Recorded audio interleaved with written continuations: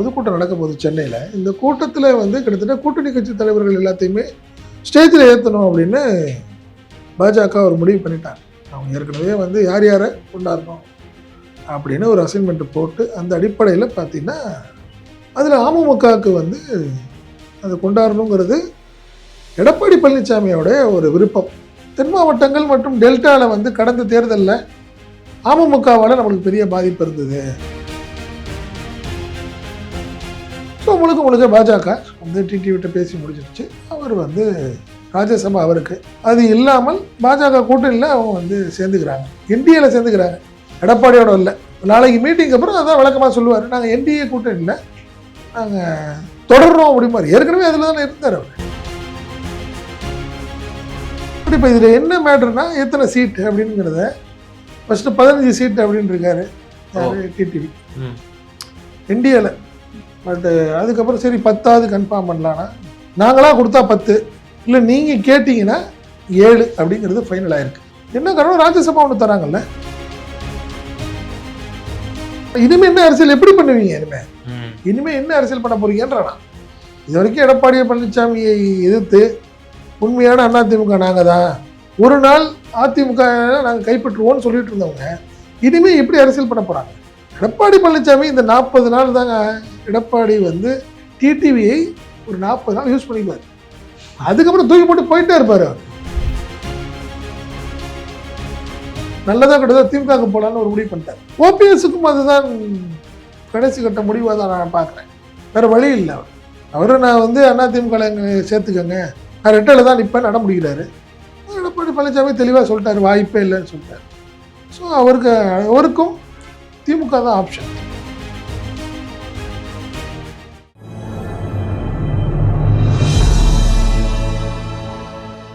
Tamil news நேயர்களுக்கான வணக்கம். இன்றைய நேர்காணலில் நம்மோடு இருந்திருப்பவர் தமிழ் நியூஸ் ஆசிரியர் மற்றும் பத்திரிகையாளர் திரு செந்தில் சார். சார் வணக்கம். வணக்கம் முக்கியம். வணக்கம் சார். அமமுக பொதுச் செயலாளர் திரு டிடிவி தினகரன் அவர்கள் நாளைய தினம் ஒரு திடீர் ஒரு அவசர ஆலோசனை கூட்டம் வந்து நடத்த இருக்கிறாரு. மாவட்ட செயலாளர்கள் எல்லாத்தையும் கூட்டிருக்கிறாரு. அவர் என்ன முடிவெடுக்க போறாருன்ற ஒரு கேள்வி தொடர்ந்து எழுப்பப்பட்டு வருது. பேனர்லாம் பார்த்தோம், என்டிஏ அலையன்ஸ்ல அவருடைய புகைப்படம் இருந்துச்சு. அவர் தெளிவுபடுத்தலை, என்ன முடிவெடுக்க போறாரு டிடிவி தினகரன்? 23ஆம் தேதி பிரதமர் வரார். வந்து அவருடைய பொதுக்கூட்டம் நடக்க போகுது சென்னையில். இந்த கூட்டத்தில் வந்து கிட்டத்தட்ட கூட்டணி கட்சி தலைவர்கள் எல்லாத்தையுமே ஸ்டேஜில் ஏற்றணும் அப்படின்னு பாஜக ஒரு முடிவு பண்ணிட்டாங்க. அவங்க ஏற்கனவே வந்து யார் யாரை கொண்டாடணும் அப்படின்னு ஒரு அசைன்மெண்ட் போட்டு அந்த அடிப்படையில் பார்த்தீங்கன்னா உங்களுக்கு வந்து பிஜேபி ஆல்ரெடி ஒரு அதில் அமமுகவுக்கு வந்து அதை கொண்டாடணுங்கிறது எடப்பாடி பழனிசாமியோட ஒரு விருப்பம்.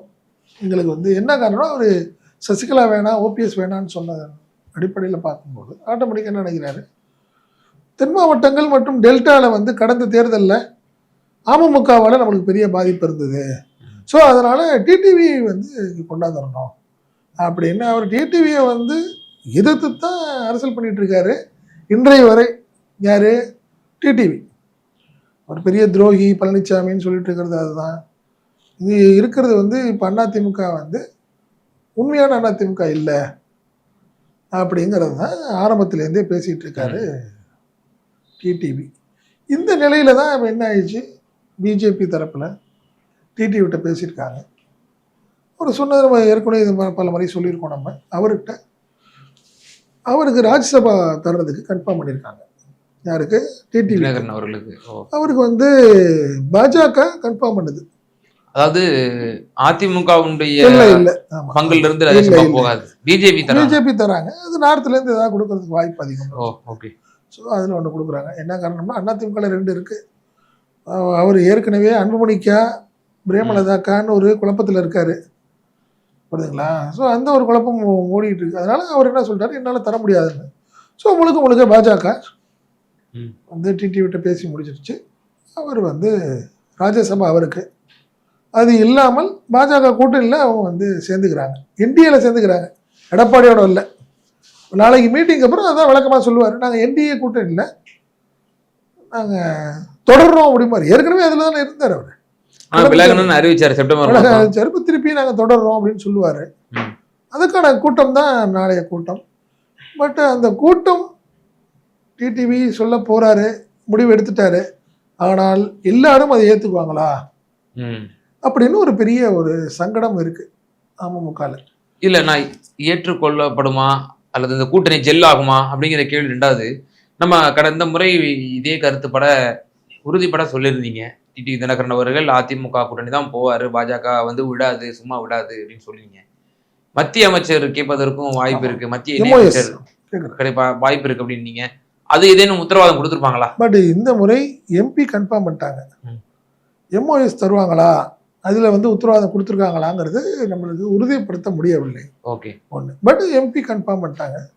பட் உடனடியாக இருக்க வாய்ப்பு இல்லை. 2 மாசத்துல மத்திய பிரதேசோ குஜராத்தோ நார்த்தில் எங்கேயாவது நடக்கும் ராஜ்யசபா தேர்தலில் கண்டிப்பாக அவர் வந்து எம்பி ஆகிறார். அதுலலாம் மாற்றம் கிடையாது. பட் இப்போ இதில் என்ன மேட்டர்னா எத்தனை சீட்டு அப்படிங்கிறத ஃபஸ்ட்டு 15 சீட்டு அப்படின்னு இருக்காரு டிடிவி. என்டிஏல எனக்கு 15 சீட்டு எனக்கு வேணும், எங்கள் ஆட்களுக்கு வேணும். அதுக்கெல்லாம் வாய்ப்பு இல்லை அப்படின்னு பாஜக சொல்லிட்டதா நம்மளுக்கு தகவல். பட்டு அதுக்கப்புறம் சரி 10ஆவது கன்ஃபார்ம் பண்ணலான்னா, நாங்களாக கொடுத்தா 10, இல்லை நீங்கள் கேட்டிங்கன்னா 7 அப்படிங்கிறது ஃபைனல் ஆயிருக்கு. புரியுதுங்களா? என்ன காரணம், ராஜ்யசபா ஒன்று தராங்கல்ல, அது 6 சீட்டு, கிட்டத்தட்ட 6 சட்டமன்ற தொகுதிக்கான ஒரு கணக்கு தானே அது. ஸோ அந்த அடிப்படையில் பார்க்குறப்போ அவருக்கு சில ஆட்கள் நீண்ட காலமாக தன்னோட பயணம் செய்கிறவர்களுக்கு சீட்டு வாங்கி கொடுக்கணுங்கிறது அவருடைய எண்ணம். அதான் 15 சீட்டு அவர் கேட்குறாரு, இல்லைன்ட்டாங்க. 10ன்னு முடிவாகுது. 10ங்கிறப்போ 10 நாங்கள் கொடுக்குற 10ன்னா ரைட்டு, இல்லை உங்களுக்கு சில தொகுதிகள் வேணும் அப்படின்னு பார்க்குறப்ப 7 அப்படின்னு ஃபைனல் பண்ணிட்டாங்க. அவருக்கான விசுவாசிகள் அந்த 7 பேருக்கும் அவர் வாங்கி கொடுப்பாரு. அதுக்கான அவங்கெல்லாம் வேட்பாளர் ஆக போறாங்க அப்படிங்கிறது தான் நம்மளுக்கு கிடைச்சிருக்க தகவல். ஆனா இப்போ நீங்க சொன்னீங்க அடுத்த கட்ட நிர்வாகிகள் தொண்டர்கள் ஏற்றுக்கொள்வார்களா, அதில் ஒரு மிகப்பெரிய கேள்வி இருக்கு. இப்போ திரு டிடிவி தினகரன் நீங்க வாங்கிட்டீங்க எம்பி பதவி, நீங்க நாளைக்கு டெல்லியில போயிடுவீங்க, உங்களுக்கு நாளைக்கு நீங்க சொன்னது போல இணையமைச்சர் பதவி கிடைக்கலாம். ஆனால் எங்களுடைய நிலைமை என்ன, உங்களை நம்பி நாங்க வந்தோம், இப்போ எங்களை கைவிட்டுட்டீங்களே அப்படின்ற மாதிரி இந்த குரல் கடந்த 2018ஆம் ஆண்டு இந்த 18 எம்எல்ஏக்கள் தகுதி நீக்க வழக்கின் போது நீதியரசர் 3வது நீதியரசருக்கு போகும்பொழுது அவர் அந்த உத்தரவை பிறப்பிக்கும் பொழுது தங்க தமிழ்ச்செல்வன் அவர்கள் நடு வீதியில் புலம்பினார். எங்களை வந்து இப்படி நடுத்தெருல விட்டுட்டு போயிட்டாரு டிடிவி தினகரன், உங்களை நம்பி நாங்க இருந்தோம், இப்படி வந்து எங்களுக்கு ஆயிப்போச்சு, நாங்க மேல்முறையீடு செல்ல போவதில்லைன்னு பிறகு அவங்க எல்லாம் அறிவிச்சது நம்ம பார்த்தோம். பிறகு அந்தந்த கட்சிக்காரர்லாம் இப்போ தங்கச்செல்வன் இப்ப டிஎம்கேக்கு வந்துட்டாரு, முன்னாள் அமைச்சர் திரு செந்தில் பாலாஜி அவர்கள் டிஎம்கேக்கு வந்துட்டாங்க. அவங்க யாரு இருக்கிறாங்கன்னே தெரியல. வெற்றி தமிழன் ஒருத்தர் இருந்தாரு, இன்னொரு ஒரு சிலர் வந்து ஒரு அறியப்பட்ட முகங்கள், அவங்களும் காலம் ஆயிட்டாங்க, அவர்களும் இப்போ உயிரோட இல்லை. அப்போ தினகரனுடைய ஒட்டுமொத்த அரசியலுமே கேள்விக்குறியாயிடும்ல. இது ஒரு எம்பி போயிட்டாங்க. 100% வேற வழி இல்லை. நீங்க வந்து பிஜேபி உங்களுக்கு அவருக்கு ஏற்கனவே சில வழக்குகள்லாம் இருக்கு. என்ன இரட்டை இலை லஞ்சம் கொடுத்த சம்பந்தமான வழக்கு இருக்கு, பெறா வழக்கு ஒன்று இருக்கு. ஸோ இந்த வழக்குகள்லாம் நிலுவையில் இருக்கும்போது சில விஷயங்களை வந்து அவர் அனுசரித்து போக வேண்டிய கட்டாயத்தில் அவர் இருக்கார். பட் நம்ம தொண்டர்கள் அண்டு நிர்வாகிகள்லாம் ஆண்டாண்டு காலமாக எப்படி திமுக வந்து அதிமுகவுக்கு எதிராக ஒரு இயக்கமோ எடப்பாடிக்கு எதிரான இயக்கம் அமமுகங்கிற மாதிரி ஒரு இமேஜ் முழுக்க முழுக்க காரணம் அதே மாதிரி நடந்துக்கிட்டாரு. எடப்பாடி பழனிசாமியும் தொடர்ந்து அவங்கள விமர்சனம் பண்றது, அவருக்கு என்னங்க பண்ணாரு, அவர் பஞ்சாயத்து தானங்க பண்ணிட்டு இருந்தார், இப்படி ஏதாவது அவர் விமர்சனம் பண்றது, உதயகுமாரா இருக்கட்டும், எல்லாமே ஒரு கடுமையான விமர்சனம் பண்ணாங்க டிடிவியை. ஸோ இப்போ அவங்கெல்லாம் பாருங்க, உதயகுமார் எனக்கு தெரிந்து ஒரு 1.5-2 மாசமா பேசாமையில இருப்பார். காரணம்னா இந்த ஒரு முடிவு ஆகிடுச்சு. இப்போ ஜெயக்குமார் எங்க போறாரு, என்ன செய்ய போறாரு, டிடிவி எல்லாம் கிடையாது, தூக்கி போட்டவங்களுக்கு வேலையே இல்லைங்கன்னு சொல்லிட்டு இருந்தவங்க தானே அவங்கலாம். ஸோ வேற வழி கிடையாது அரசியலில். அதான் அதனாலதான் டிடிவி ஒரு வார்த்தை சொன்னாரு, தேர்தல் சமயத்தில் நிரந்தர எதிரிகள்லாம் கிடையாது, அந்த மாதிரிலாம் சில சூழ்நிலைகள்லாம் மாறும் அப்படின்னு அவர் தன்னை சமாதானப்படுத்திக்கிறாரு. பட் சில நிர்வாகிகள் வெளியே போறதுக்கான வாய்ப்புகள் அதிகம்னு சொல்றாங்க. இபிஎஸ்ஸுமே டெல்லிக்கு போயிட்டு வந்ததுக்கு அப்புறம் பிரஸ் மீட்ல ஓபிஎஸ்க்கும் சசிகலாவுக்கும் இடம் கிடையாது, வாய்ப்பு இல்லை என்னாரு. டிடிவி தினகரன் கூட்டணியா வந்தா ஏத்துப்பீங்களா கேட்டதுக்கு அவர் வந்து ஹேஷியமான தகவலுக்குலாம் பதில் சொல்ல முடியாதுங்க, அதெல்லாம் நீங்க வந்து காலம் பதில் சொல்லலாம் அப்படின்ற மாதிரி கடந்து போயிட்டாரு, மறுக்கலை. அப்போ இல்லை, நீங்க நிர்வாகிகளுக்கு எல்லாமே வருத்தமே அதான். இப்ப வந்து 7 பேர் தான் சொல்றாங்க, 7 சீட்டு தான். ஸோ நீங்கள் வந்து கிட்டத்தட்ட ஒரு 10 வருஷமா அவரோட டிராவல் பண்ண ஆட்களுடைய நிலைமை என்ன?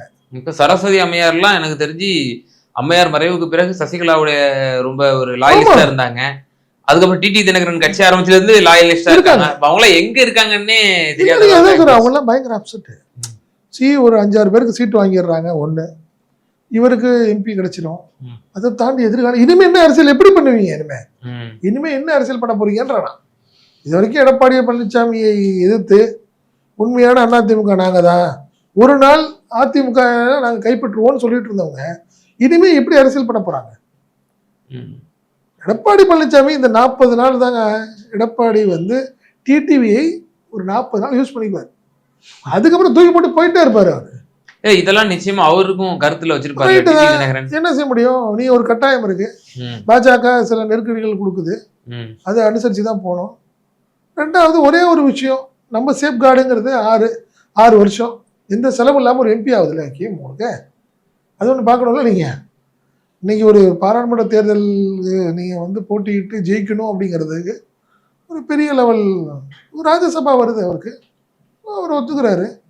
இந்த 6 பேர் அப்படின்னு நீங்கள் பார்க்குறப்ப பார்த்தீங்கன்னா ரங்கசாமி தஞ்சாவூரில் ஏற்கனவே இருக்க ரங்கசாமி, சென்னையில் இருக்க செந்தமிழன், என்ன அதே மாதிரி மாணிக்கராஜா விருதுநகர், அதுக்கப்புறம் சண்முகவேல் கோவைனா திருப்பூர்னு நினைக்கிறேன் அவரு, என்ன பார்த்திபன் சோளிங்கர், அதுக்கு அடுத்தது தேர்ப்போக்கி பாண்டின்னு சொல்லி மதுரையில் அவர், அடுத்தது டேவிட் அண்ணாதுரை, என்ன.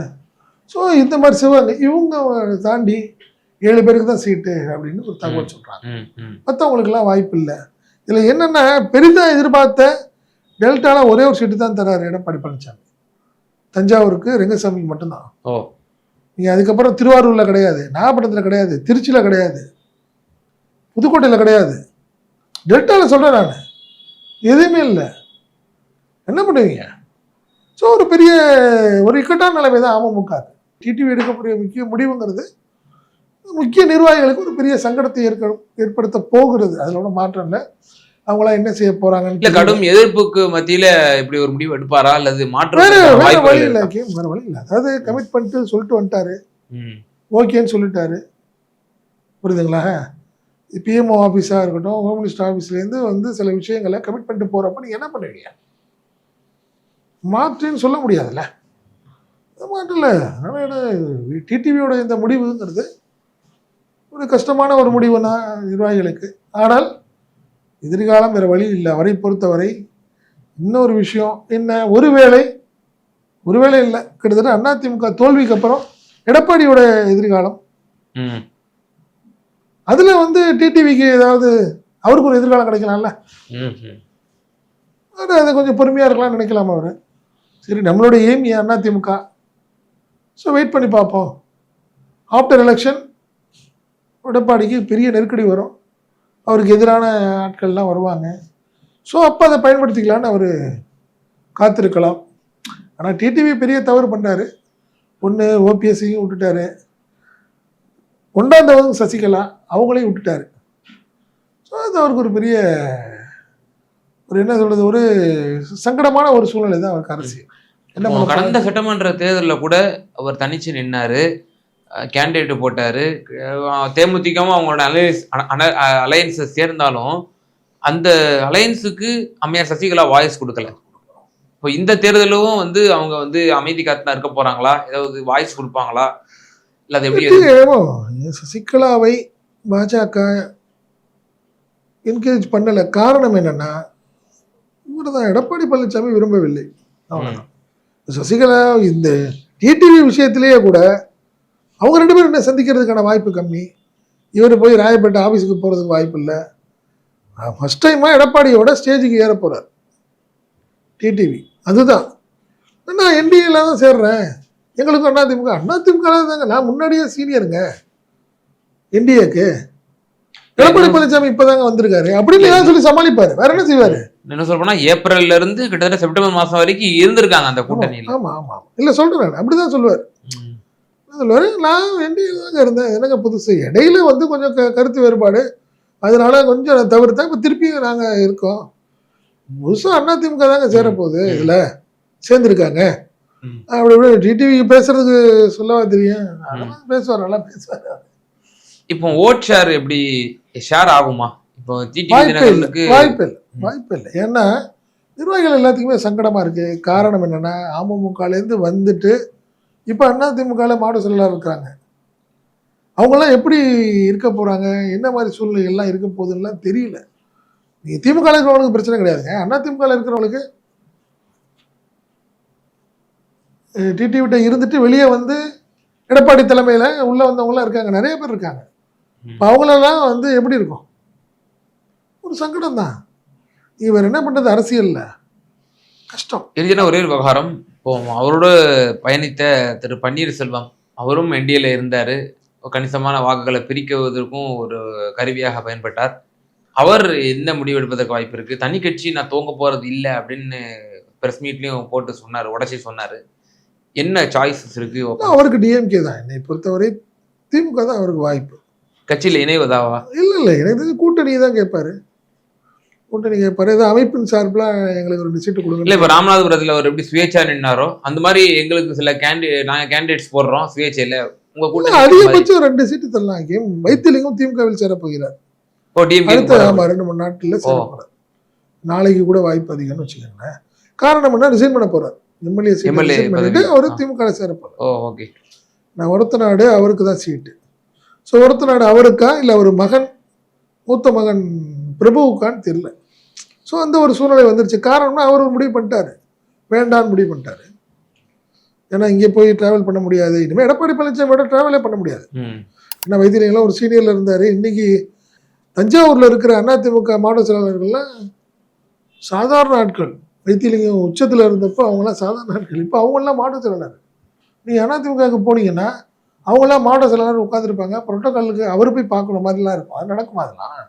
ஸோ அதனால அவர் நினைச்சிட்டாரு, நல்லதாக கிடையாது திமுகவுக்கு போகலான்னு ஒரு முடிவு பண்ணிட்டார். ஓபிஎஸ்க்கும் அதுதான் கடைசி கட்ட முடிவாக தான் நான் பார்க்குறேன். வேற வழி இல்லை. அவரு நான் வந்து அதிமுக சேர்த்துக்கங்க, நான் ரெட்டையில் தான் நிற்பேன் நட முடிகிறாரு. எடப்பாடி பழனிசாமி தெளிவாக சொல்லிட்டாரு, வாய்ப்பே இல்லைன்னு சொல்லிட்டாரு. ஸோ அவருக்கும் திமுக தான் ஆப்ஷன், வேற வழி இல்லை. டிவிகேக்கு போக முடியாது. டிவிகே இருக்கிற சூழ்நிலையெல்லாம் பார்க்கும்போது செங்கோட்டையனே பாவமா இருக்குல்ல. இப்ப அவர் சம்பந்தமான செய்திகளும் இப்போ தொடர்ந்து வந்துட்டு இருக்கு. பெரும் அதிருப்தியில் காரணம் என்னன்னா, திருப்பி இவர் புசி ஆனந்தையும் நிர்மல்குமாரையும் ஆதவார்ஜுனையும் வச்சுட்டு அரசியல் பண்றாரு விஜய். இவர் பெருசா நம்பிக்கையா போனவங்களுக்கு எல்லாம் ஒன்றும் பெரிய பிளேஸ் கிடைக்கலங்கிறப்போ சீனியர்கள் போறது குறைஞ்சிரும்ல. நிச்சயமா சார். டிடிவி தினகரன் அவர்கள் மாவட்ட செயலாளர்களை கூட்டி ஒரு ஆலோசனை நடத்த இருக்கிறார். இது சம்பந்தமாக அவர் என்ன கூட்டணி நிலைப்பாடு எடுக்க போகிறார், பன்னீர்செல்வம் என்ன நிலைப்பாடு எடுக்க போகிறார், கூட்டணி ஃபார்மேஷன் எப்படி நடக்க போகிறது என்பது பற்றியான தகவல்களை எங்கள் நேயர்களுக்கு பகிர்ந்தீங்க. ரொம்ப நன்றி.